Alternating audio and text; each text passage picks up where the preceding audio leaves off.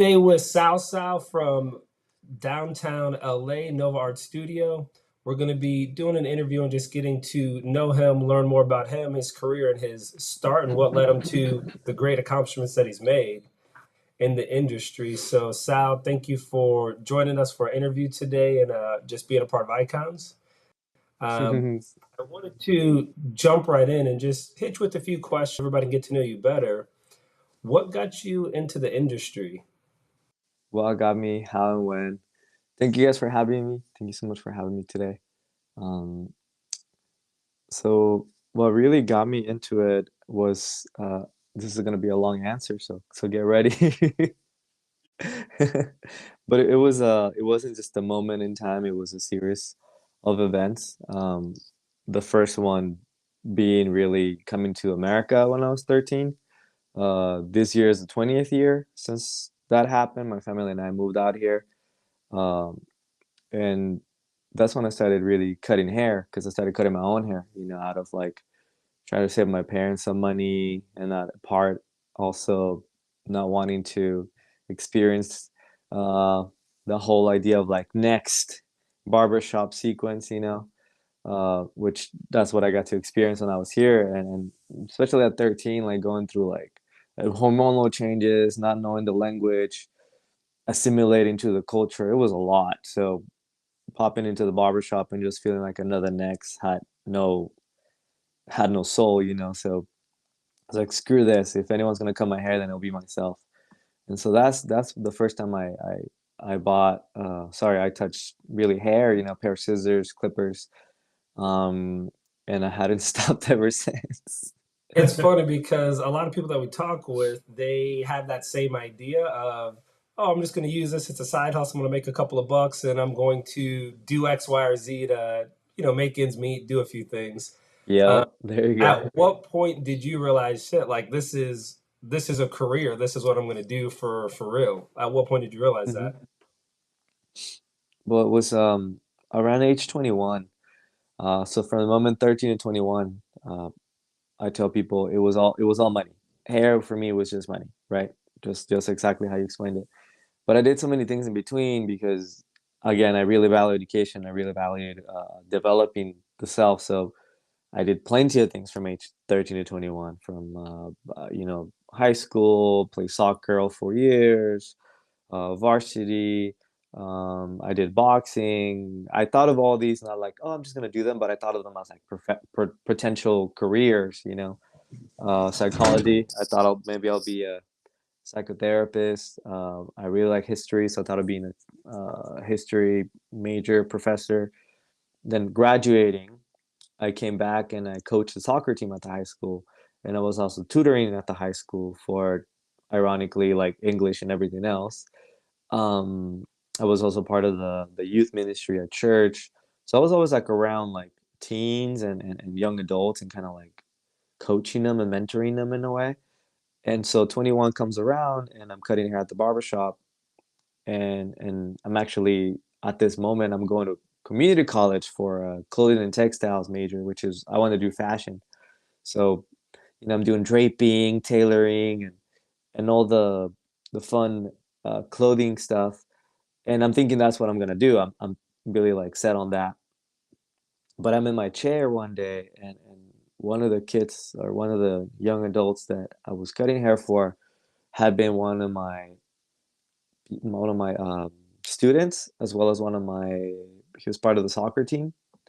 And so I wasn't able to coach him or tutor him in the chair. So he was going through suicidal, thoughts. And so that I'm cutting his hair, and that's the moment I realized, like, I wasn't able to get to him as a soccer coach or as a tutor.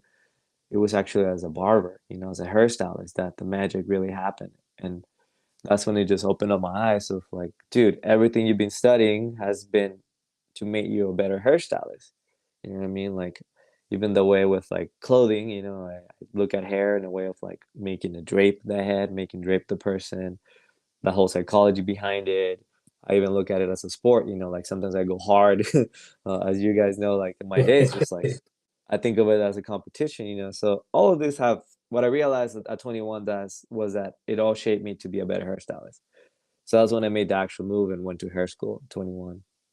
I know you've accomplished a lot inside of the industry and inside of your, what, 12, 13 years after going through school and being in the industry, being in the salon.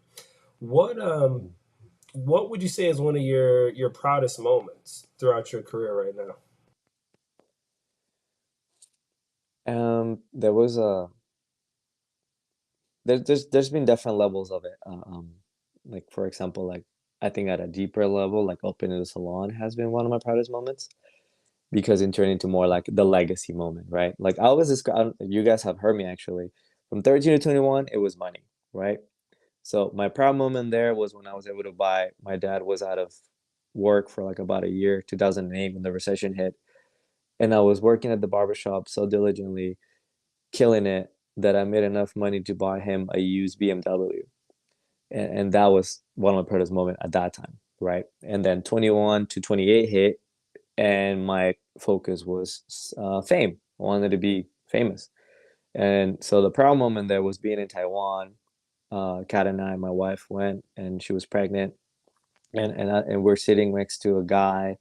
We're watching at a night market. We're watching some teens play music, and it's kind of rare to see like that show off, like a teen really like killing it, and so we're like so mesmerized by him, and then this other kid gets up after 20 minutes, and I see him walking, and I can't even talk, and my wife's like, "What are you doing?" I'm like, like, she's like, "What?" And he's wearing a shirt of the French bob that I did like about a year before that was everywhere. And so here I am across the country, sorry, across the world, seeing someone wearing a shirt of a picture that I took. So that was my proudest moment at that time. It was so surreal too.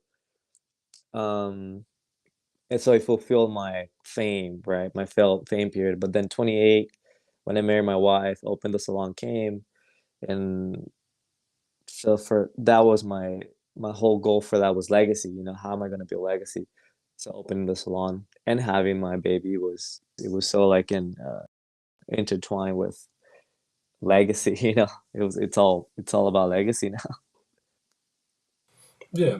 What in the idea of philosophy and just hair in the industry as a whole, what do you feel the industry really needs or is lacking right now? Like you said, some people are getting the technical side, but maybe they're missing other elements. What do you feel like the industry is lacking?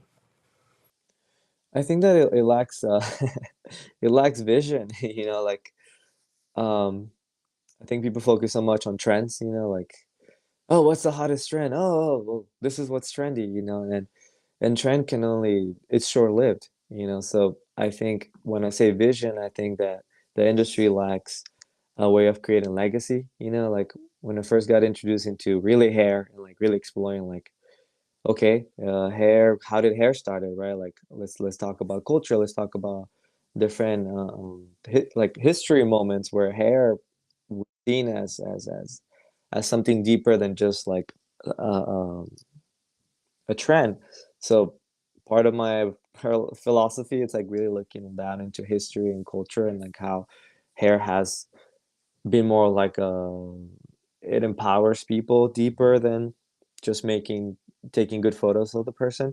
So when I say vision, I really mean more like legacy, like even like Sassoon, you I watch interviews of him and how he describes of like his reasoning behind what he did. It wasn't just to like make pretty hair, but it was this whole concept of like adding to the times, like I talk about hair as like really marking and history in a way, like the flappers in the 1920s, like what was the significance of the short hair while it was like a war going on, like, so that's what I think is going on right now. Like people are really like using their tools, social media and blah blah blah, but there's no vision, there's no angle, there's no direction. I got a question for you. Something that's popped up in my head. Bring Um, it, bring it. so when we shot the video for your class, I think it was that day during the interview or during like your actual technique, when we were doing the modern shag, you spoke about just how you felt like you were always pretty confident in yourself, and Ooh. Obviously, I feel like that's probably a big part of like finding success in any field is like believing in yourself and being able to push through the undoubted hurdles that are going to come along the way. Yes. So with you being an educate, doing more education and you actually mentoring your actual stylist in the salon, with that being such a weak area for so many people in our society, how are you teaching and helping communicate confidence for these people? That's a really good question. Um, Same ways, it has to be, it has become very customizable, from simple things to like setting aside right when you see it, right when you see the lack of confidence, like, hey, come here, let's talk about this real quick. Let's step out a little. What happened? How did you experience that? What did you feel? Did you like the way you felt? Would you like to feel different? What does it need? What does it take? What would it take for you to feel different? And then I think it's always about empowering people. It really has to be about empowering people. Um, without making this too like take you guys all around the place. I have a visual, like I say like it's a mountaintop. So like whenever you talk to someone that you who you want to build, you should talk to them from a mountaintop. Meaning if I'm at the mountaintop because I'm the boss, right? Then it's gonna be a struggle for me to hear you from down there because you're like Sal, and vice versa. I'm just gonna be like, you're down there.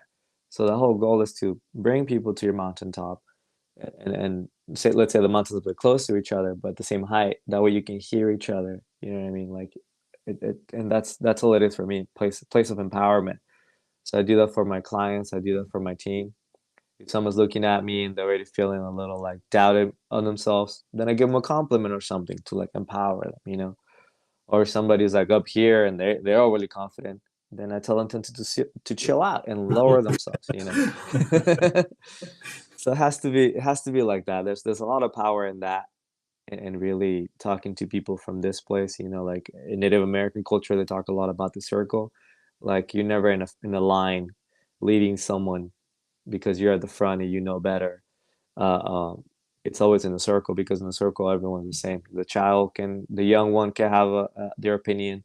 The elder can have an opinion, and everyone's able to hear because they're in the same proximity. So it's the similar concept. What are some of the most important, I would say, changes or lessons that you've learned around personal growth and education for the industry Woo. that helped you get to where you are? So what are some of the most valuable things I've learned? You're saying? Yeah, yeah, that have helped you make it to be who you are today. Um, I think early on the days it was really seeing that realizing that everyone has a different lens and those are all needed.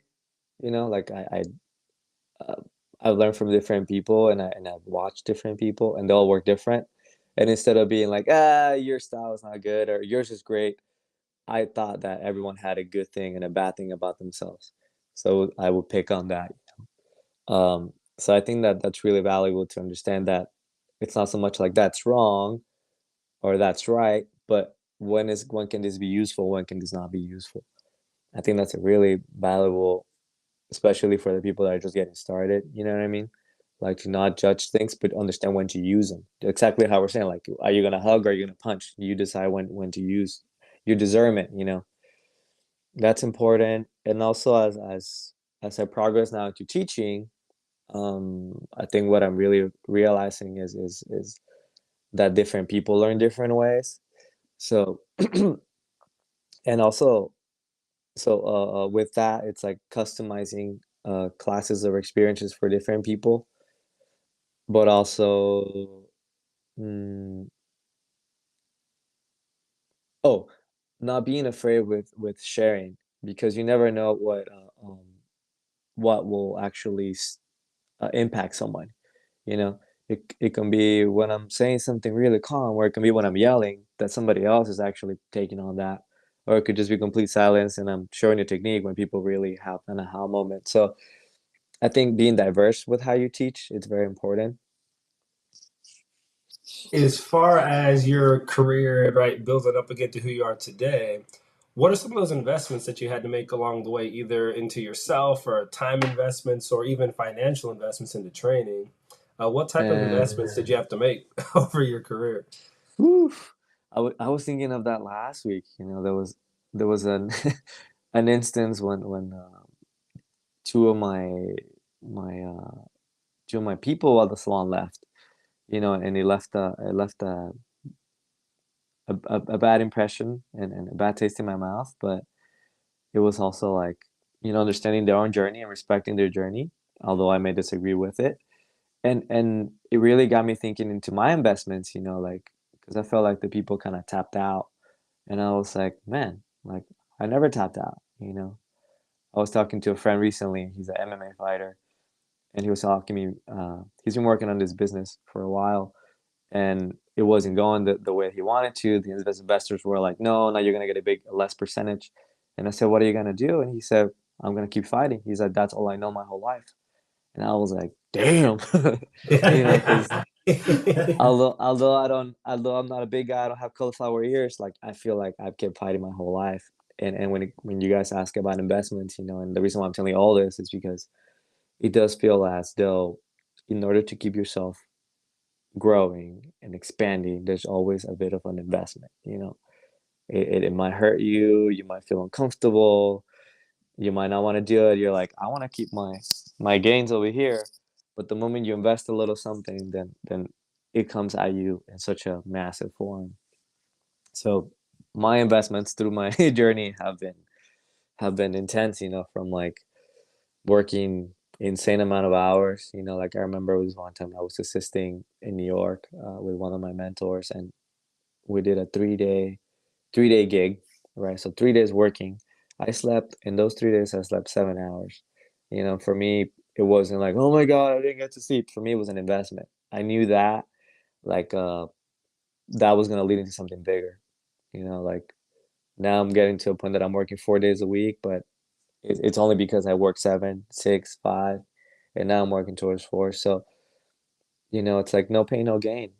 I really do live by that. You know, like I tell people, I'm like, you know, I'm not addicted to drugs or excess of anything, but I am addicted to that pain. You know, I am addicted to that uncomfortability because I know it leads to amazing things. You know, so that's what kind of keeps me going.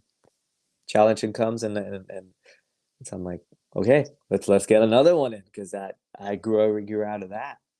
Was I there think. ever a point where you had to make like major financial investments as far as like Mm, right, like paying for your own trip to travel and shadow somebody, or paying for expensive classes or training, right? I know obviously Tony and Guy Academy, but like yeah,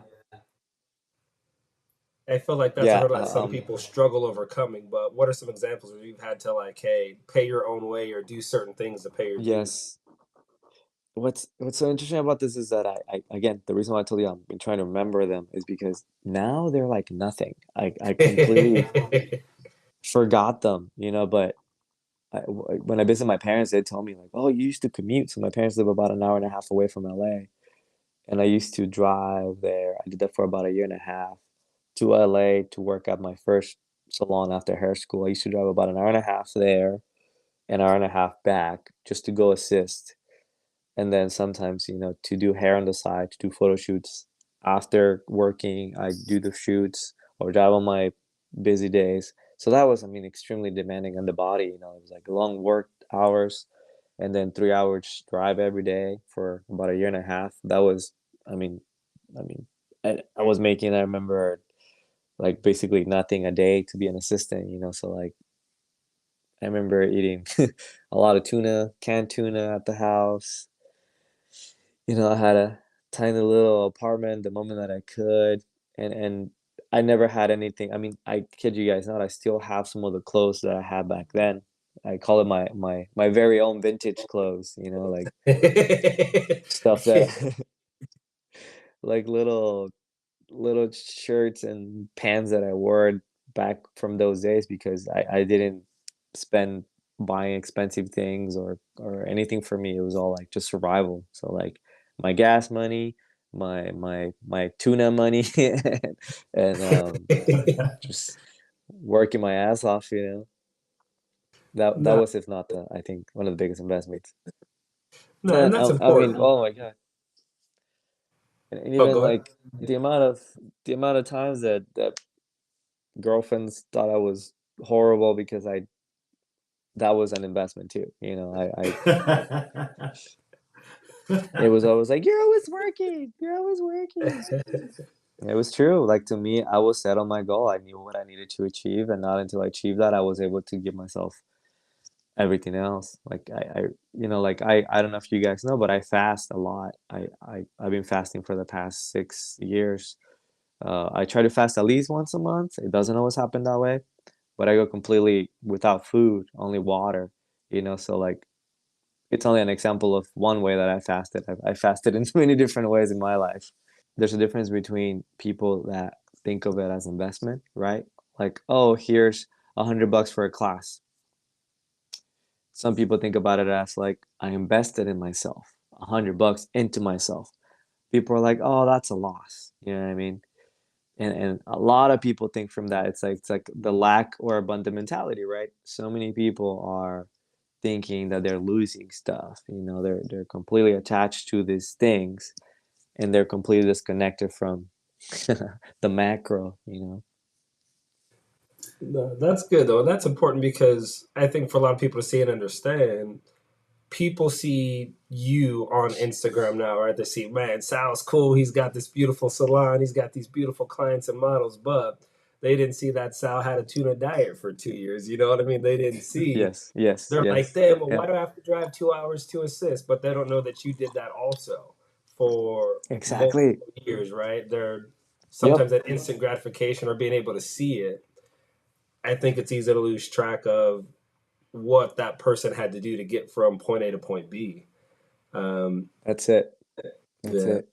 So just recently, I've been watching a lot of documentaries on like I watched the Disney one, the Pixar, the Michael Jordan, the Kanye West, a couple of other people that are a little less known. Uh, but similar thing. It's like I only know them as successful, right? Because only know them as at their top, as like this either big corporations or this massive influences in pop culture. But when you look at what the things that they had to do, I'm like, for them, it didn't seem like nothing. When they did it, it was just like you have it's like having a roadmap. Like you know where you're going, but you're gonna figure out the roadmap. Whereas a lot of people right now are just so focused on the roadmap. Oh, I don't really want to make a left turn. I don't really want to make a right turn. It's like you're losing complete track of, you know what I mean? You're losing complete track of like I said, yeah. And like you guys asked me earlier, it's like vision. People are lacking vision right now. They're just so like, they're right here. They're right here. It's a lot easier to look at your phone. They're right here, but there's no sense of this.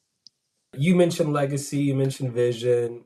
What's the legacy that you want to leave in life? We'll go beyond here. Like what's Sal's legacy?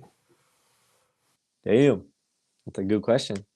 Um, but with the coaching situation, like coaching hair, but I also wanna I'm working on developing like a retreat center, where people can go and like either you're going through postpartum, drug addiction, um, self-awareness, whatever. Like I want to create a space where people can go and look deep within that. There's also another idea I have where it'll be like having a ranch, but turn it into like a foster care. So like kids and young adults can have like learn about animals and plants. So I think when I think in like the big picture of what I want to leave behind is be able to like leave the world a little better than I found it, you know, at the personal level, at the community level, at the society level. Nice. Yep, yep, I yep. like that. Create I a little like, space for people that are struggling and need that, need the yeah. opportunity to grow. I want people to have time to think about things, imagine things, explore, explore their mind. Nice. All right. Well, Sal, we appreciate the time. Thanks for sharing with us and for sharing with everybody listening. Um, we'll catch up.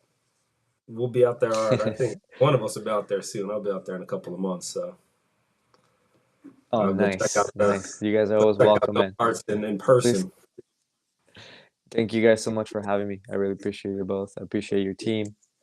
Send my love to your dad. Send my love to everybody. Thanks, Cool. man. Thank you, All man. right. Have a Later. great one.